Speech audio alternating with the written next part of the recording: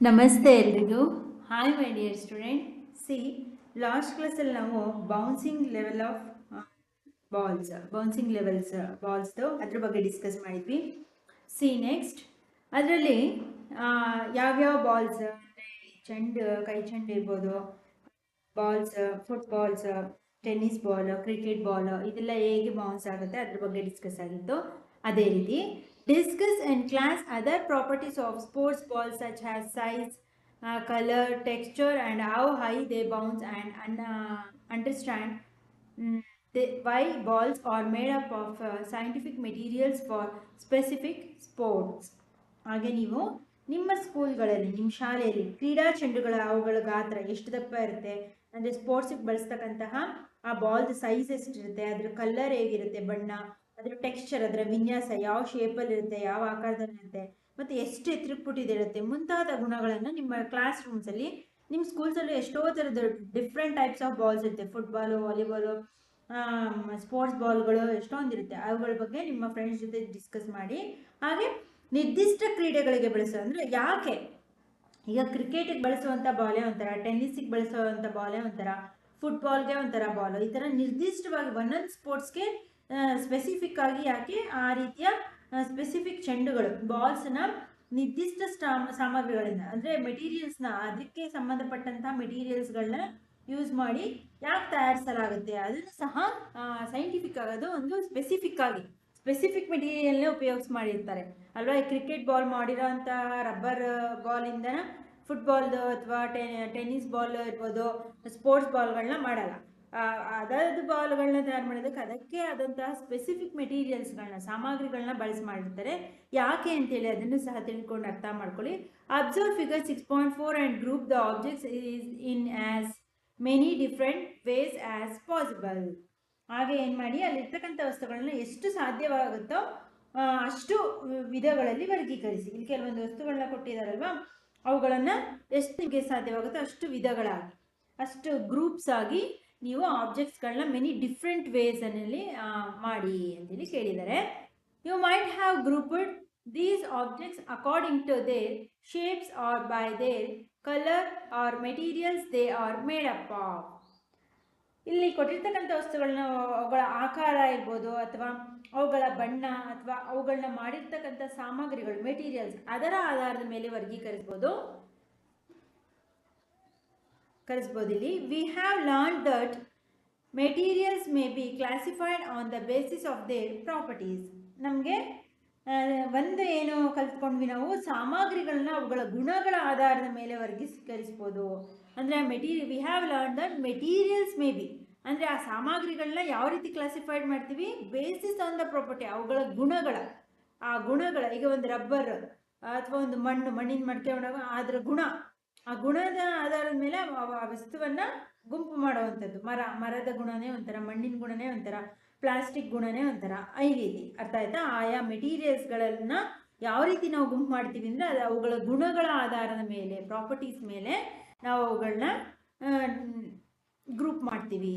For example, in the kitchen, ಉದಾಹರಣೆಗೆ ನಮ್ಮ ಅಡಿಗೆ ಮನೆ, we usually store things in such a manner where similar utensils are placed together. Similarly, a browser usually keeps all types of spices in one corner and grains or another corner, and so on. ಉದಾಹರಣೆಗೇನು, ನಾವು ಸಾಮಾನ್ಯವಾಗಿ ನಮ್ಮ ಒಂದೇ ಅಡುಗೆ ಮನೆಯಲ್ಲಿ ಒಂದೇ ರೀತಿಯ ಪಾತ್ರೆಗಳನ್ನ ಒಟ್ಟಿಗೆ ಒಂದು ಕಡೆ ಒಂದು ರೀತಿಯಲ್ಲಿ ಅಡುಗೆ ಮನೆಯಲ್ಲಿ ಇಡ್ತೀವಿ, ವಸ್ತುಗಳನ್ನ ಜೋಡಿಸ್ತೀವಿ ಅಲ್ವಾ. ಲೋಟಗಳೆಲ್ಲ ಒಂದು ಕಡೆ, ತಟ್ಟೆಗಳೆಲ್ಲ ಒಂದು ಕಡೆ. ಅದೇ ರೀತಿ ಸಾಮಾನುಗಳಿಗೆ ಬಂದರೆ ದಿನಸಿ, ಈಗ ಗ್ರೈನ್ಸು, ಗ್ರಾಸರಿನಲ್ಲಿ ದಿನಸಿ ವ್ಯಾಪಾರಿ ಅವರು ಸಾಮಾನ್ಯವಾಗಿ ಹೇಗೆ ಜೋಡಿಸ್ತಾರೆ, ನೀವು ಪ್ರಾವಿಷನ್ ಸ್ಟೋರ್ಗಳಿಗೆ ಹೋಗಿ ನೋಡಿ, ನಿಮ್ಮ ಮನೆಗಳಲ್ಲಿ ತಿಂಗಳು ಒಂದ್ಸಲ ಅಥವಾ ಸಾಮಾನ್ಯವಾಗಿ ಖಾಲಿಯಾದಾಗ ಸಾಮಾನುಗಳನ್ನ ಮನೆಯಲ್ಲಿ ಅಂಗಡಿಗಳಿಗೆ ತರಕ್ಕೆ ಕಳಿಸ್ತಾರೆ. ಸಕ್ಕರೆ ಖಾಲಿ ಆಗಿದೆ, ಕಾಫಿ ಪುಡಿ, ಅವಾಗ ಅವ್ರು ಹೇಗೆ ಜೋಡಿಸಿರ್ತಾರೆ ನೋಡಿ, ಕಾಳುಗಳನ್ನೆಲ್ಲ ಒಂದು ಕಡೆ ಇಟ್ಟಿರ್ತಾರೆ, ಕಾಳಿನ ಚೀಲಗಳೆಲ್ಲ, ಅಕ್ಕಿ, ರಾಗಿ, ದವಸ ಧಾನ್ಯಗಳನ್ನೆಲ್ಲ ಒಂದು ಕಡೆ ಇಟ್ಟಿರ್ತಾರೆ, ಧಾನ್ಯಗಳನ್ನೆಲ್ಲ ಒಂದು ಮೂಲೆಯಲ್ಲಿ ಇಟ್ಟಿರ್ತಾರೆ, ಕಾಳುಗಳೆಲ್ಲ ಒಂದು ಕಡೆ ಅಲ್ವಾ. ಈ ರೀತಿ ಸೋಪ್ಸ್ ಎಲ್ಲ ಒಂದು ಕಡೆ, ಪೇಸ್ಟ್ ಎಲ್ಲ ಒಂದು ಕಡೆ, ಈ ರೀತಿ ಒಂದು ಕಡೆ ಗುಂಪು ಮಾಡಿ ಇಟ್ಟಿರ್ತಾರೆ ಅಲ್ವಾ. ಬೇಳೆಕಾಳುಗಳು, ಧಾನ್ಯಗಳು, ಇವುಗಳನ್ನೆಲ್ಲ ಒಂದು ಮೂಲೆಯಲ್ಲಿ ಹೀಗೆ ವಸ್ತುಗಳನ್ನು ಜೋಡಿಸಿರ್ತಾರೆ. You may also visit any chemist shop and enquire about how medicines are arranged. ಅದೇ ರೀತಿ ನೀವೊಂದು ಮೆಡಿಕಲ್ಗೆ, ಔಷಧಿ ಅಂಗಡಿಗೆ, ಮೆಡಿಕಲ್ ಶಾಪ್ಗೆ ಭೇಟಿ ನೀಡಿದ್ರೆ ಅಲ್ಲಿ ಅವರು ಔಷಧಿಗಳನ್ನ ಯಾವ ರೀತಿ ಜೋಡಿಸ್ತಾರೆ ಅಂತ ನೀವು ಅವ್ರನ್ನೊಂದ್ಸಲ ವಿಚಾರಿಸ್ಬೋದು ಅಂತ ಹೇಳ್ತಿದ್ದಾರೆ.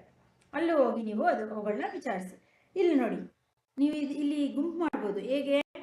Grouping of objects. ಇಲ್ಲಿ ಏನು ಮಾಡಿದ್ದಾರೆ? ವಸ್ತುಗಳ ಗುಂಪು. ಅವುಗಳ ಆಕಾರದಲ್ಲಿ ನಾವು ಶೇಪ್ಸ್ ಮೂಲಕ ಗುಂಪು ಮಾಡ್ತೀವಿ ಅಂದರೆ ಇವೆಲ್ಲ ಒಂದು ಗುಂಪಿಗೆ ಬರುತ್ತೆ. ನೋಡಿ, ಇದೆಲ್ಲ ಒಂದೇ ಶೇಪ್ಸ್ ಇದೆ ಅಲ್ವಾ? ಇವು 4. ಕಲರಲ್ಲಿ ಮಾಡ್ತೀವಿ ಅಂದರೆ ಈ ಕಲರ್ಸ್ ಎಲ್ಲ ಒಂದು ಕಡೆ ಇದೆ, ಕಲರ್ ಮೇಲೆ ಹಾಕೋದು ಅಲ್ವಾ? ಶೇಪ್ಸ್ ಎಲ್ಲ ಮತ್ತು ಅವುಗಳ ಆಕಾರ ಸ್ಟ್ರಕ್ಚರ್ಗೆ ಅಂದರೆ ಈ ಥರ ಒಂದೇ ಥರ ಆಕಾರ ಅಂಥದ್ದು. ಕಲರ್ ಬೇಡ ನನಗೆ, ಒಂದೇ ಆಕಾರ ಅಂಥದ್ದು ಈ ರೀತಿ ಇದೆ. ಮತ್ತು ಈ ರೀತಿ ಬಾಕ್ಸ್ ಥರ ಇರೋದು ಇಲ್ಲೊಂದಿದೆ, ಇದೊಂದು ಬಾಕ್ಸು, ಇದು ಒಂದು, ನೆಕ್ಸ್ಟು ಇದು ಒಂದು, 4 ಸಿಕ್ತು. ಮತ್ತು ಈ ರೀತಿ ಇರೋದು ಒಂದೇ ಥರ. ಇವುಗಳೆಲ್ಲ ಇಲ್ಲಿ 2, ಮತ್ತು ಇದೊಂದು 3, ಇದೊಂದು 4, ಈ ರೀತಿ. ಅಂದರೆ ಅವುಗಳ ಆಕಾರ ಅಥವಾ ಅವುಗಳ ಶೇಪ್, ಆ ಶೇಪ್ ಮೇಲೆ ಇಲ್ಲ ಕಲರ್ಸ್ ಮೇಲೆ ಅವುಗಳನ್ನ ನಾವು ಈ ರೀತಿ ಗ್ರೂಪ್ಸ್ ಆಗಿ ಮಾಡ್ಬೋದು. ಸಿ ನೆಕ್ಸ್ಟ್ 6.3 ನೋಡಿ, what are the different properties of materials. ಹಾಗಾದರೆ ಸಾಮಗ್ರಿಗಳ ವಿವಿಧ ಗುಣಗಳು ಯಾವುದು ಅಂದರೆ ಮೆಟೀರಿಯಲ್ಸ್ದು ಯಾವ್ಯಾವ ಥರದ ಗುಣಗಳಿದೆ. Let us learn some properties of materials. ಹಾಗಾದರೆ ನಾವು ಸಾಮಗ್ರಿಗಳ ಕೆಲವು ಗುಣಗಳನ್ನು ಕಲಿತ್ಕೊಳ್ಳೋಣ ಅಂತ ಹೇಳ್ತಿದ್ದಾರೆ. See 6.3.1 observe and identify of appearance of materials. ಸಾಮಗ್ರಿಗಳ ಭೌತ ರಚನೆಯನ್ನು ಗಮನಿಸಿ ಅವುಗಳನ್ನ ಗುರುತಿಸೋದು. ಅವುಗಳ ಮೇಲ್ನೋಟಕ್ಕೆ ಹೇಗೆ ಕಾಣುತ್ತೆ ಅವುಗಳ ರಚನೆ, ಅವುಗಳನ್ನ ನೋಡಿ ಹೇಗೆ ಗುರುತಿಸೋದು ಅಂತೇಳಿ. C materials often look different from each other. ಸಾಮಗ್ರಿಗಳು ಸಾಮಾನ್ಯವಾಗಿ ಒಂದಕ್ಕೊಂದು ಏನಾಗಿರುತ್ತೆ, ಪರಸ್ಪರ ಭಿನ್ನವಾಗಿ, ನೋಡೋದಕ್ಕೆ ಬೇರೆ ಬೇರೆ ರೀತಿ ಕಾಣುತ್ತೆ. Freshly cut wood which is unpolished has a distinct appearance quite different from that of iron.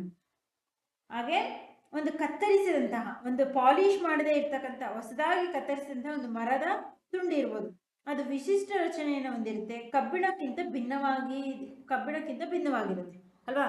ಕಬ್ಬಿಣಕ್ಕೂ ಒಂದು ಫ್ರೆಶ್ ಆಗಿ ಮರವನ್ನು ಕಟ್ ಮಾಡಿರ್ತಾರಲ್ಲ, ಆ ಕಟ್ ಮಾಡಿರ್ತಕ್ಕಂಥ ಮರದ ತುಂಡಿಗೂ ಕಬ್ಬಿಣಕ್ಕೂ ಭಿನ್ನವಾಗಿರುತ್ತೆ. ಸಿಮಿಲರ್ಲಿ ಹಾಗೆ iron looks different from copper or aluminium. ಅದೇ ರೀತಿ ಕಬ್ಬಿಣ ಏನು, ತಾಮ್ರ, ಈ ಕಬ್ಬಿಣದ ಬಣ್ಣನೇ ಒಂಥರ ಸ್ವಲ್ಪ ಸಿಲ್ವರ್ ಬಣ್ಣ, ಕಪ್ಪು ತಾಮ್ರ ಅಥವಾ ಅಲ್ಯೂಮಿನಿಯಂಗಿಂತ ಅದು ಭಿನ್ನವಾಗಿ ಕಾಣುತ್ತೆ.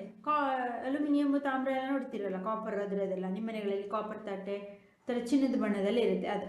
However, there might be some similarities among iron, copper and aluminum that make them different from wood. ಹಾಗೆ ಈ ರೀತಿ ಬೇರೆ ಬೇರೆ ಅಲ್ಲದೆ ಕಬ್ಬಿಣ, ತಾಮ್ರ, ಅಲ್ಯೂಮಿನಿಯಂ ಇವೆಲ್ಲ ಮೆಟಲ್ಗಳು, ಇವುಗಳ ನಡುವೆ ನಾವೇನಾದರೂ ಒಂದು ಮರದ ತುಂಡಿನ ಹೋಲಿಕೆ ಇಟ್ಟರೆ ಅವುಗಳಲ್ಲೆಲ್ಲ ಮರವೇ ಭಿನ್ನವಾಗಿ ಕಾಣುತ್ತಿರುತ್ತೆ ಅಲ್ವಾ? ಮರದ ತುಂಡು 3 ಮೆಟಲ್ಗಳ ಮಧ್ಯೆ, ಐರನ್ನು, ಕಾಪರ್, ಅಲ್ಯೂಮಿನಿಯಂ, ತಾಮ್ರ, ಕಬ್ಬಿಣ, ಅಲ್ಯೂಮಿನಿಯಂ, ಈ 3 ಮಧ್ಯೆ ಒಂದು ಮರದ ತುಂಡನ್ನಿಟ್ಟರೆ ಯಾವ್ದು ಭಿನ್ನವಾಗಿ ಕಾಣುತ್ತೆ? ಡಿಫ್ರೆಂಟ್ ಆಗಿ ಒಂದು ಮರದ ತುಂಡು ಭಿನ್ನವಾಗಿ ಕಾಣಿಸ್ತಿರುತ್ತೆ.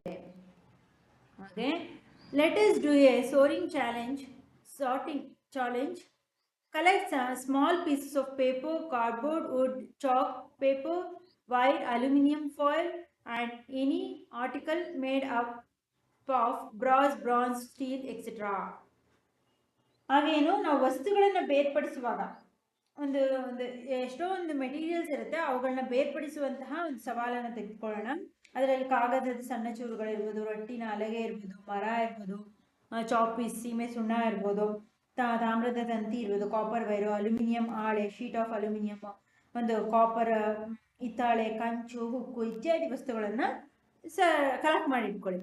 Take a look at the pieces you have collected. ಇವುಗಳನ್ನೆಲ್ಲ ಕಲೆಕ್ಟ್ ಮಾಡ್ಕೊಳ್ಳಿ. Do any of these materials shine when light falls on them? ಈ ನೀವು ಇಷ್ಟು ಪದಾರ್ಥಗಳನ್ನ ಕಲೆಕ್ಟ್ ಮಾಡಿ ಇಟ್ಕೊಂಡಿದ್ದೀರಾ ಅಲ್ವಾ, ಇವುಗಳಲ್ಲಿ ಬೆಳಕನ್ನು ಬಿಟ್ಟರೆ ಅಂದರೆ ಲೈಟ್ನ ಆ ವಸ್ತುಗಳ ಮೇಲೆ ಬೆಳಕು ಬಿದ್ದಾಗ ಯಾವ ವಸ್ತುಗಳು ಹೊಳೆಯುತ್ತವೆ ಅನ್ನೋದನ್ನು ಗುರುತಿಸಬೇಕು. ಅಬ್ಸರ್ವ್ ದ ಟೆಕ್ಸ್ಚರ್ ವೆದರ್, ಅಂದರೆ ಯಾವ ವಸ್ತುಗಳು ಹೊಳಿತಿದೆ ಅದರ ಮೇಲೆ ಬೆಳಕನ್ನು ಬಿಟ್ಟಾಗ ವಸ್ತುಗಳ ಮೇಲೆ ಅವುಗಳ ಮೇಲ್ಮೈ ಒರಟಾಗಿದೆಯಾ ಅಥವಾ ನಯವಾಗಿದೆಯಾ, ಅವುಗಳ texture whether smooth whether smooth or rough. ಇದು ನೋಡಿ, ರಫ್ ಆರ್ ಸ್ಮೂತ್, ಅದರ ಮೇಲ್ಮೈ ಅಂದರೆ ಮುಟ್ಟಿದಾಗ ಅದು ತುಂಬ ಸಾಫ್ಟ್ ಆಗಿದೆಯಾ ಅಥವಾ ರಫ್ ಆಗಿದೆಯಾ, ಒರಟಾಗಿದೆಯಾ ಅಥವಾ ನಯವಾಗಿದೆಯಾ. Colour and other noticeable features, ಅದೇ ರೀತಿ ಅದರ ಬಣ್ಣ ಮತ್ತು ಇತರ ಗುಣ. ರೆಕಾರ್ಡ್ ಯುವರ್ ಅಬ್ಸರ್ವೇಷನ್ ಇಂದ ನೋಟ್ಬುಕ್, ನಿಮ್ಮ ನೋಟ್ ಪುಸ್ತಕದಲ್ಲಿ ಏನು ಮಾಡಬೇಕು, ಈ ಕಲೆಕ್ಟ್ ಮಾಡಿರ್ತಕ್ಕಂಥ ಎಲ್ಲ ಪದಾರ್ಥಗಳು ಏನೇನು ಕಲೆಕ್ಟ್ ಮಾಡಿದ್ದೀರಾ, ಮರದ ಹಲಗೆ, ಒಂದು ಮರ, ಒಂದು ರಟ್ಟಿನ ಚೂರು, ಸಣ್ಣ ಕಾಗದದ ಚೂರು, ಸೀಮೆ ಸುಣ್ಣ, ತಾಮ್ರದ ತಂತಿ, ಕಂಚು, ಹಿತ್ತಾಳೆ, ಉಕ್ಕು, ಇದೆಲ್ಲ ಕಲೆಕ್ಟ್ ಮಾಡಿ ಇಟ್ಕೊಂಡಿದ್ದೀರಾ. ಇವುಗಳಲ್ಲಿ ಬೆಳಕನ್ನು ಬಿಟ್ಟಾಗ ಯಾವುದೆಲ್ಲ ಒಳಿತಿರುತ್ತೆ ಅದು ಒಂದು ಕಡೆ ಗುಂಪು ಮಾಡಿ. ಹಾಗೆ ಮುಟ್ಟು ನೋಡಿ ಆ ವಸ್ತುಗಳನ್ನ, ಯಾವುದು ತುಂಬ ಸಾಫ್ಟ್ ಆಗಿದೆ, ಮೃದುವಾಗಿದೆ ಅಂದರೆ ನುಣುಪಾಗಿದೆ, ಯಾವುದು ರಫ್ ಆಗಿದೆ, ಒರಟಾಗಿದೆ, ಅದನ್ನೆಲ್ಲ ಒಂದು ಗುಂಪು ಮಾಡಿ. ಹಾಗೆ ಅವುಗಳನ್ನ ನೋಡಿದ್ರೆ ಅವುಗಳ ಬಣ್ಣ, ಗುಣಗಳು, ಅವುಗಳ ನೋಡೋದಕ್ಕೆ ಅವೆಲ್ಲವೂ ಯಾವ ಕಲರ್ಸಲ್ಲಿದೆ, ಈ ಗುಣಗಳನ್ನೆಲ್ಲ ಗಮನಿಸಿ ನಿಮ್ಮ ನೋಟ್ ಪುಸ್ತಕದಲ್ಲಿ ಬರೆಯಿರಿ. Group the collected pieces based on there appearance, ಏನು ಮಾಡಿ ಅವುಗಳ ಮೇಲ್ಮೈ ರಚನೆಯ ಆಧಾರದ ಮೇಲೆ ಅವುಗಳನ್ನು ಒಂದು ಗುಂಪುಗಳಾಗಿ ಮಾಡಿ. Materials that typically have shiny surface are said to have a lustrous appearances. ಸಾಮಾನ್ಯವಾಗಿ ಹೊಳೆಯುವಂತಹ ಮೇಲ್ಮೈಗಳನ್ನು, ಈ ಚಿನ್ನ, ಬೆಳ್ಳಿ, ಈ ತಾಮ್ರ ಇವೆಲ್ಲ ಹೊಳಿತಾ ಇರುತ್ತೆ ಅಲ್ವಾ, ಇವು ಈ ರೀತಿ ಹೊಳೆಯುವಂತಹ ಮೇಲಕ್ಕೆ ನೋಡೋದಕ್ಕೆ ಹೊಳೆಯುತ್ತಿರುವಂತಹ ವಸ್ತುಗಳನ್ನು ನಾವೇನಂತ ಕರಿತೀವಿ, ಒಳಪುಳ್ಳ ರಚನೆಯ ವಸ್ತುಗಳು ಅಂತ ಹೇಳಲಾಗುತ್ತೆ. ಅಂದರೆ ಲಶ್ಚರಸ್ ಅಂದರೆ, ಲಶ್ಚರ್ ಅಂದರೆ ಶೈನಿ ಅಥವಾ ಲಶ್ಚರ್ ಎರಡು ಒಂದೇ. ಹೊಳೆಯುವಂತಹ ವಸ್ತುಗಳು, ಹೊಳೆಯುವ ಗುಣವುಳ್ಳಂತಹ ವಸ್ತುಗಳು ಅಂತ ಹೇಳಿ ಕರಿತೀವಿ. Such materials that with lustre are usually metals, ಸಾಮಾನ್ಯವಾಗಿ ಈ ರೀತಿ ಹೊಳೆಯುವಂಥ ವಸ್ತುಗಳು ಏನಾಗಿರುತ್ತೆ, ಲೋಹಗಳಾಗಿರುತ್ತೆ. ಸಾಮಾನ್ಯವಾಗಿ ಹೊಳಪು ಉಳ್ಳಂತಹ ವಸ್ತುಗಳು ಸಾಮಾನ್ಯವಾಗಿ ಲೋಹಗಳಾಗಿದೆ. ಏನು, such materials with lustre are usually metals, ಸಾಮಾನ್ಯವಾಗಿ ಹೊಳೆಯುವಂಥ ವಸ್ತುಗಳೆಲ್ಲವೂ ಲೋಹಗಳಾಗಿರುತ್ತೆ. Example of metals include iron, ಉದಾಹರಣೆಗೆ ಯಾವುದು ಹೊಳೆಯುವಂತಹ ಲೋಹಗಳು, ಮೆಟಲ್ಸ್ ಯಾವುದು, ಲಶ್ಚರಸ್ ಮೆಟಲು ಐರನ್, ಕಬ್ಬಿಣ ಹೊಳೆಯುತ್ತೆ, ಕಾಪರ್ ತಾಮ್ರ ಹೊಳೆಯುತ್ತೆ, ಜಿಂಕ್ ಸತು ಹೊಳೆಯುತ್ತೆ, ಅಲ್ಯೂಮಿನಿಯಂ ಪಾತ್ರೆಗಳು ನೋಡಿದರೆ ಹೊಳೆಯುತ್ತೆ, ಗೋಲ್ಡ್ ಚಿನ್ನ ಹೊಳೆಯುತ್ತೆ, ಎಕ್ಸೆಟ್ರಾ. ಇನ್ನು ಮುಂತಾದ ಬೇರೆ ಬೇರೆ ಲೋಹ. However, some metals may lose their luster and start to look dull or non-lustrous due to the effect of air and moisture of them. ಅದೇ ಎಲ್ಲ ಲೋಹಗಳು ಹೊಳೆಯುತ್ತೆ ನಿಜ, ಆದರೆ ಕೆಲವೊಂದು ಲೋಹಗಳು ಏನು, ಗಾಳಿ ಮತ್ತು ತೇವಾಂಶದ ಪರಿಣಾಮ, ವಾತಾವರಣದಲ್ಲಿರ್ತ ಗಾಳಿ ಮತ್ತು ತೇವಾಂಶಕ್ಕೆ ತನ್ನ ಹೊಳಪನ್ನು ಕಳೆದುಕೊಳ್ಬಹುದು. ಇದರಿಂದಾಗಿ ಏನು, ಮಸುಕಾಗಿ ಕಾಣೋದಕ್ಕೆ ಪ್ರಾರಂಭವಾಗುತ್ತೆ. ಈಗ ಕೆಲವೊಂದು ಹಿತ್ತಾಳೆ ತಾಮ್ರದ ಪಾತ್ರೆಗಳನ್ನ ಉಪ್ಪು ನೀರಲ್ಲಿ ತೊಳೆದಾಗ ಮಾತ್ರ ಹೊಳಿತಿರುತ್ತೆ, ಸ್ವಲ್ಪ ಅದರ ಹೊಳಪು ಕಡಿಮೆ ಆಗ್ಬೋದು. ಹಿತ್ತಾಳೆ ತಾಮ್ರದ ಪಾತ್ರೆಗಳನ್ನ ನಿಮ್ಮ ಮನೆಗಳಲ್ಲಿ ದೇವ್ರ ಪೂಜೆಗೆ ಬಳಸ್ತಾರೆ ನೋಡಿ, ಅವುಗಳು ಅಲ್ವಾ. ಅಂದ್ರೆ ವಾತಾವರಣದ ಗಾಳಿ, ಆ ವಾತಾವರಣದ ತೇವಾಂಶಕ್ಕೆ ಏನಾಗುತ್ತೆ, ಅವುಗಳ ಹೊಳಪನ್ನು ಕಳ್ಕೊಂಡು ಡಲ್ಲಾಗಿ ಕಾಣುತ್ತೆ. As a result we after notice it the lustre only on the freshly cut surface. ಹಾಗಾದರೆ ನಾವು ಅವುಗಳ ಹೊಸದಾಗಿ ಕತ್ತರಿಸಿದ ಮೇಲ್ಮೈಗಳಲ್ಲಿ ಮಾತ್ರ ಹೊಳಪನ್ನು ಕಾಣ್ತೀವಿ ಅಂತ. ಕೆಲವೊಂದು ವಸ್ತುಗಳಲ್ಲಿ ಅವುಗಳನ್ನ ಕತ್ತರಿಸ್ತೀವಲ್ಲ, ಈ ಕಬ್ಬಿಣ ಕತ್ತರಿಸಿದಾಗ ಏನಾಗುತ್ತೆ, ಅದು ಒಳಪಾಗ, ಅದು ಸಹ ಕಬ್ಬಿಣವನ್ನು ಸಹ ಐರನ್ ಸಹ ಹೊಳಿತಿರುತ್ತೆ ಕತ್ತರಿಸಿದಾಗ, ಫ್ರೆಶ್ ಆಗಿ ನೋಡಿದಾಗ. ಆಮೇಲೆ ಅದೇನೋ ಐರನ್ ಸಾಮಾನ್ಯವಾಗಿ ಕಪ್ಪು ಬಣ್ಣವಾಗಿ ಕಾಣುತ್ತೆ. ಅದನ್ನು ಏನಂತೀವಿ, non lustrous materials are those that do not have a shiny surface. ಇಂತಹ ಕೆಲವೊಂದು ವಸ್ತುಗಳೇನು ಹೊಳಪು ರಹಿತ ವಸ್ತುಗಳು, ಅಂದರೆ ಕತ್ತರಿಸಿದಾಗ ಮಾತ್ರ ಅವುಗಳು ಹೊಳಪನ್ನು ಹೊಂದಿದ್ದು, ಅದರ ಹೊಳೆಯುವ ಮೇಲ್ಮೈಯನ್ನು ಹೊಂದಿರದ, ಅಂದರೆ ಮೇಲ್ಮೈ ಮೇಲೆ ಒಳಗೆ ಕತ್ತರಿಸಿದಾಗ ಹೊಳಪು ಕಾಣುತ್ತೆ, ಆದರೆ ಮೇಲ್ಗಡೆ ಹೊಳಪನ್ನು ಹೊಂದಿರದ ಇಲ್ಲದೆ ಹೊಳಪು ಇಲ್ಲದೆ ಇರ್ತಕ್ಕಂಥ ವಸ್ತುಗಳನ್ನು ನಾನ್ ಲಶ್ಚರಸ್ ಮೆಟೀರಿಯಲ್ಸ್ ಏನಂತಾರೆ, ನಾನ್ ಲಶ್ಚರಸ್ ಅಂದರೆ ಹೊಳಪು ರಹಿತ ವಸ್ತುಗಳು ಅಂತೇಳಿ ಕರೀತಾರೆ. Some examples of non lustrous materials are paper, wood, rubber, jute etcetera. ಈ ರೀತಿ ಹೊಳಪು ಇಲ್ಲದೆ ಇರ್ತಕ್ಕಂಥ ವಸ್ತುಗಳು ಯಾವುದಾದ್ರು, ಕಾಗದ, ಮರ, ರಬ್ಬರ್, ಸೆಣಬು, ಜೂಟ್ ಇತ್ಯಾದಿ ಹೊಳಪು ರಹಿತ ವಸ್ತುಗಳಿಗೆ ಉದಾಹರಣೆ. ಅರ್ಥ ಆಯ್ತಾ? ಹಾಗೆ ನೋಡಿ, all that glitters is not gold goes an old saying, ಅಂದರೆ ಹೊಳೆಯುವುದೆಲ್ಲವೂ ಚಿನ್ನವಲ್ಲ ಎಂಬ ಒಂದು ಹಳೆಯ ಮಾತಿನಂತೆ ಹೊಳಪುಳ್ಳ ಎಲ್ಲ ವಸ್ತುಗಳು ಲೋಹಗಳಲ್ಲ. ಅಂದರೆ ನಾವು ಈವರೆಗೇನು ಯಾವುದೆಲ್ಲ ಲಶ್ಚರಸ್ ಗುಣ ಹೊಂದಿರುತ್ತೆ, ಹೊಳಪನ್ನು ಹೊಂದಿರುತ್ತೆ, ಅವೆಲ್ಲವೂ ಮೆಟಲ್ಸ್ ಆಗಿರುತ್ತೆ, ಲೋಹಗಳಾಗಿರುತ್ತೆ ಅಂತ ಹೇಳಿದ್ವಲ್ವಾ. ಆದರೆ ಒಳಪಿರ್ತಕ್ಕಂಥ ಅಂದರೆ ಒಳೆಯೋದೆಲ್ಲ ಚಿನ್ನ ಅಲ್ಲ, ಯಾವ್ದಾವ್ದು ಪಳಪಳ ಅಂತ ಉಳಿತಿರುತ್ತೆ. ಈಗ ಎಷ್ಟೊಂದು ಒಡವೆಗಳಲ್ಲೂ ಅಷ್ಟೇ ರೋಡ್ಗಳು ಬಂದಿರುತ್ತೆ ಅಲ್ವಾ. ನಾವು ಹಾಕೊಡ್ತಿರ್ತಕ್ಕಂಥ ಎಲ್ಲ ಚಿನ್ನ ಒಡವೆಗಳೆಲ್ಲವೂ ಚಿನ್ನದ್ದಲ್ಲ. ಹಾಗೆ ಇಲ್ಲಿ ಹಳೆಯದೊಂದು ಮಾತಿದೆ, ಅಂದರೆ ಏನು, all that glitters is not gold, ಅಂದರೆ ಒಳೆಯುವುದೆಲ್ಲವೂ ಚಿನ್ನವಲ್ಲ ಎಂಬ ಹಳೆಯ ಮಾತಿನಂತೆ ಒಳೆಯುವ ಎಲ್ಲ ವಸ್ತುಗಳು ಲೋಹಗಳಲ್ಲ. ಅಂದರೆ not all the materials that shine are metals, ಒಳೆಯುಪ್ಪನ್ನು ಹೊಂದಿರತಕ್ಕಂಥ ಮೇಲ್ಮೈ ಎಲ್ಲವೂ ಚಿನ್ನ ಅಲ್ಲ. Surfaces of some materials are made shiny by polishing or coating them with thin layers of plastic, wax or any other materials which makes them look shiny.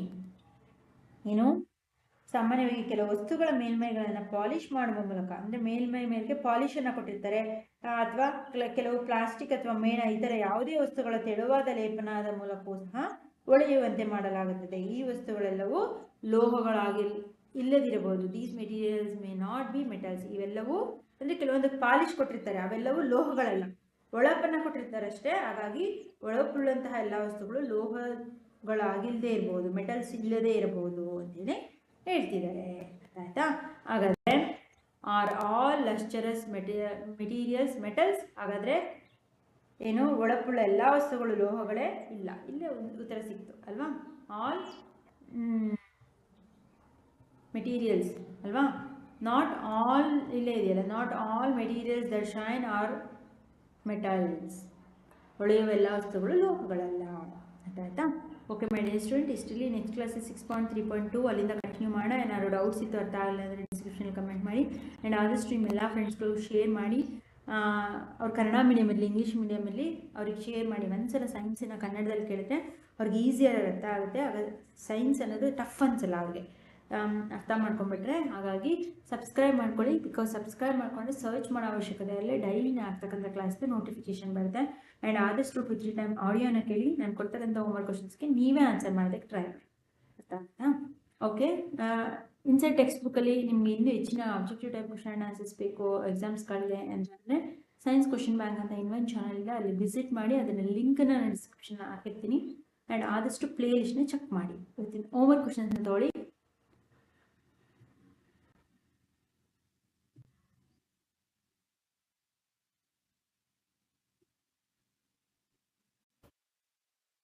What are the different properties of materials? ಒಂದು ವಸ್ತುವಿನ different properties, ಗುಣಗಳೇನು? Different each other, ಇದನ್ನೇ ಬರೀರಿ. ಹೇಗೆ? Freshly cut wood is unpolished, ಇದೆಲ್ಲ ಬರೀಬೋದು ನೀವು. How the materials observe and identify how observe and identify appearance of materials. ಹೇಗೆ? ಇದೇ ಬರಿಬೇಕು ನೀವು ನೋಡೋದಕ್ಕೆ. ಮತ್ತು ಅವುಗಳ ಹೇಗೆ ಕಂಡುಹಿಡಿತೀರ ಮೆಟೀರಿಯಲ್ಸ್ ಆಫ್, ಇಲ್ಲಿಂದ ಬರೀರಿ. ಫ್ರೆಶ್ಲಿ ಕಟ್, ನಾವು ಒಂದೊಂದು ಎಕ್ಸಾಂಪಲ್ ಕೊಡ್ತಾ ಹೋಗಿ. ಅದೇ ವುಡ್ಗಿಂತ ಮರಕ್ಕಿಂತ ಐರನ್ ಹೇಗೆ ಡಿಫ್ರೆಂಟ್ ಇರುತ್ತೆ, ಮತ್ತು ಐರನ್ ಅಲ್ಯೂಮಿನಿಯಂ ಕಾಪರ್ಗಿಂತ ವುಡ್, ಇವುಗಳಲ್ಲಿ ವುಡ್ ಹೇಗೆ ಭಿನ್ನವಾಗಿ ಕಾಣುತ್ತೆ, ಇಲ್ಲಿವರೆಗೂ ಬರೀರಿ ಪಾಯಿಂಟ್ ವೈಸ್. ಹಾಗೆ what is lustrous? Define lustrous, give 2 example. Lustrous ಅಂದರೆ ಅದಕ್ಕೆ ಎಕ್ಸಾಂಪಲ್ ಕೊಡಿ. ಹಾಗೆ define non lustrous, give 2 example. ಹಾಗೆ are all lustrous materials metals, ಇದಕ್ಕೆ ಆನ್ಸರ್ ಮಾಡಿ. Why some materials are made shiny? ಯಾಕೆ ಕೆಲವೊಂದು ಮೆಟೀರಿಯಲ್ಸ್ ಶೈನಿ ಆಗಿ? ಬಿಕಾಸ್ ಏನು, polishing or coating them in a thin layer of plastic, wax R any other materials. ಇದು ಓಕೆನಾ? So my dear student, ಇದಿಷ್ಟೇ ಇರಲಿ. ಹೋಮ್ವರ್ಕ್ ಕ್ವಶನ್ಸ್ಗೆ ನೀವೇ ಆನ್ಸರ್ ಮಾಡಿ. ಈ ಆಡಿಯೋನ 2-3 ಟೈಮ್ ಕೇಳಿ, ನಿಮಗೆ ಗೊತ್ತಾಗುತ್ತೆ ಹೇಗೆ ಆನ್ಸರ್ ಮಾಡಬೇಕಂತ. ಗೊತ್ತಾಗಲಿಲ್ಲ ಅಂದರೆ ಡಿಸ್ಕ್ರಿಪ್ಷನ್ ಕಮೆಂಟ್ ಮಾಡಿ. ಆದಷ್ಟು ಪ್ಲೇ ಲಿಸ್ಟ್ನ ಚೆಕ್ ಮಾಡಿ. ಲಿಸನ್ ಕಂಪ್ಲೀಟ್ ಎಕ್ಸ್ಪ್ಲನೇಷನು ನೋಟ್ಸ್ ಸಿಗುತ್ತೆ. Thank you. ನೆಕ್ಸ್ಟ್ ಕ್ಲಾಸಿಂದ ನಾನು ಅಂದರೆ ಎಕ್ಸಸೈಸ್ ಕ್ವಶನ್ ಆ್ಯಂಡ್ ಆನ್ಸರ್ಸ್ನ ಸಾಲ್ವ್ ಮಾಡಿಸ್ತಿದ್ದೆ ನಿಮಗೆ. LB ಅಂತ ನಿಮಗೆ ಈಗ ಅದರಲ್ಲಿ ಕ್ವಶನ್ ಆ್ಯಂಡ್ ಆನ್ಸರ್ಸ್ನ ಕೊಡ್ತಾರೆ ಎಕ್ಸಾಮ್ಸ್ಗಳಿಗೆ. ನೆಕ್ಸ್ಟ್ ವಿಡಿಯೋಸಲ್ಲಿ ನಾನು ನಿಮಗೆ LBA ಕ್ವಶನ್ ಆ್ಯಂಡ್ ಆನ್ಸರ್ಸ್ನೇ ನಿಮಗೂ ಸಹ ವಿಡಿಯೋ ಮಾಡ್ತೀನಿ. ಓಕೆನಾ? Okay my dear student, thank you.